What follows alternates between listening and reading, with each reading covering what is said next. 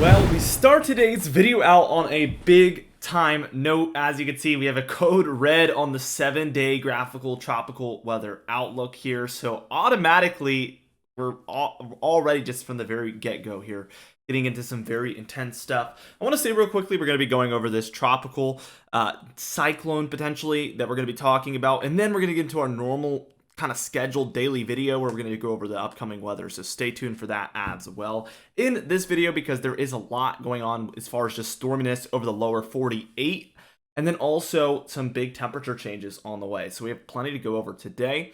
Be sure to check out those trilogy maps in the pinned comment and description down below, by the way, as well. We do have a 50% off spring sale going on. It's not meteorological spring, it's calendar spring, so it's going to be going on for a few more days. So check that out. You can even use our 33% off discount code direct that you can also use on top of that. Now, let's get into things, and first things first, we're taking a look here at, again, that 7-day graphical tropical weather outlook, and as you can see, that's a 70% chance of cyclone formation in 7 days. Very, very interesting to see this taking place, especially in an area we call our MDR here, main development region. This is usually very exclusive for August, September, October timeframe, and we're seeing it take place here in mid-June. Very, very highly unusual here. As you can see, it's expected to move mostly towards the west and then take a northward turn at a certain point, potentially going north of Puerto Rico, north of Dominican Republic area, and taking aim that way. That's not confirmed yet, but that seems to be the direction that these models want to take it. So that is something to take a look at. Also on the 2-day graphical tropical weather outlook, as we kind of draw it a little bit more close to the next 48 hours, you can see that we do have a 40% chance as well over the next 2 days. So there is a pretty decent chance that we see some development over just the next 2 days as well. But that chance tends to increase over time here into the 7-day outlook, where it goes from 50 to 60. So we do see an increase there.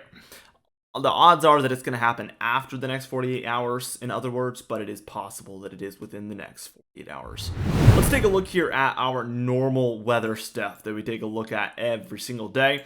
By the time we're reaching later this afternoon, we can see that there will be some storminess over the northeast, and same story here in the southeast. So the two kind of north and south areas of that east coast seeing that storminess.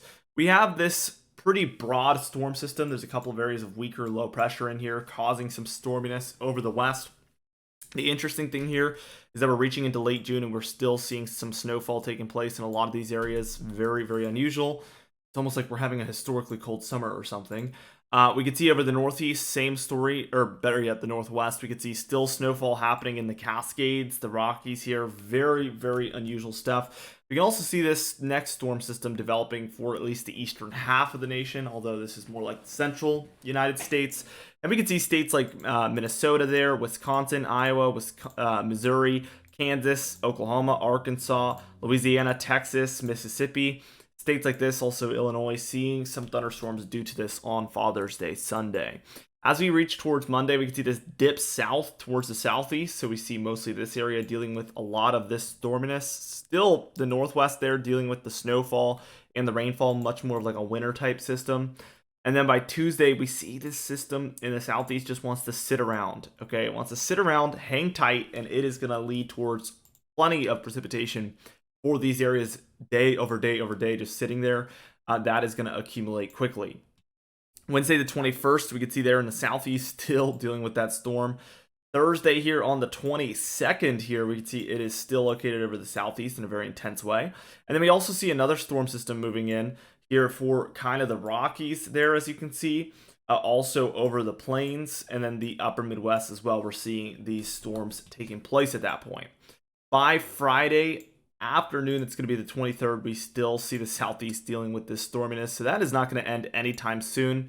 We can see that there is some areas up here in the northern plains and upper Midwest still also dealing with some thunderstorm activity by that point. Now by Saturday the 24th here, we can see this is going to be an area to watch for more thunderstorm activity across the Ohio Valley, the Great Lakes, the Gulf states, and then the southeast here. We're dealing with tons and tons of this thunderstorm activity still by that point. By Sunday, this tends to kind of spread throughout the entire eastern United States here on the model. So for the Gulf states, the East Coast, the Ohio Valley, the Northeast there. We are seeing lots and lots of thunderstorm activity there for these areas.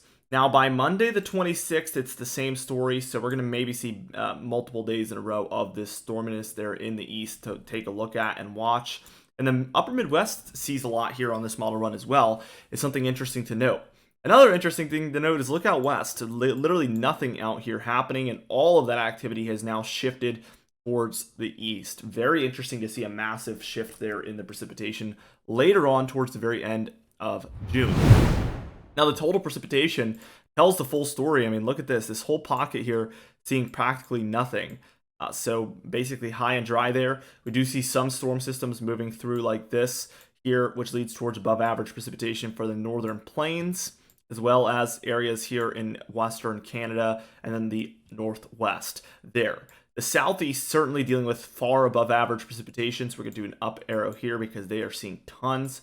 Same story with the northeast here, seeing a lot here as well. But it's mostly this area here where we would be really pinpointing the far above average precipitation. This is only 10 days here, this whole model run, and we are seeing 5 to 10 inches, maybe more, of precipitation here across portions of Florida, Alabama, Georgia, and South Carolina. That is far above average for any month, so a 30-day period, let alone a 10-day period here. Very, very intense amounts of rainfall. As we continue this on and take a look at the snowfall here, we can still see by time we're reaching into late June, possibly even the early July timeframe, we're going to still be dealing with pretty widespread mountain snowfall here out west. And basically, it's not going to be the temperatures, it's going to be the precipitation that's just going to shut down for these areas and eventually lead towards the end of the snowfall. Very interesting, like I've mentioned, this has lingered and held on much longer than we've seen in years past, and it's a testament to how cold this summer is and how unusual it is. Now, the temperature pattern. As we dive into this, we can see cold in the east for the most part is going to be around colder, at least obviously than average. We can see for the northwest and the southwest here, I guess the entire west, I don't know why I said it that way, but we see far below normal temperatures out west lingering. We see these above average temperatures here for the central United States sticking around, and we see a lot of cooler air here for the East Coast, like I mentioned, in some of the southern Ohio Valley. I don't know what you'd call that. We see this kind of stays the same way through a pretty solid portion of late June. And then eventually we see a warming trend out west, with the exception of a couple of areas. We do see mostly an uptrend in the temperatures here.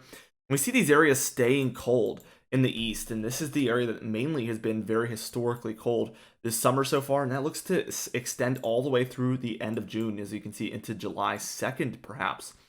Very, very unusual, very intense, and certainly gonna lead towards a below average June, at least for these areas. Maybe even a below average summer if we see this continue through July and August, and that's going to be one of the main things we're watching for.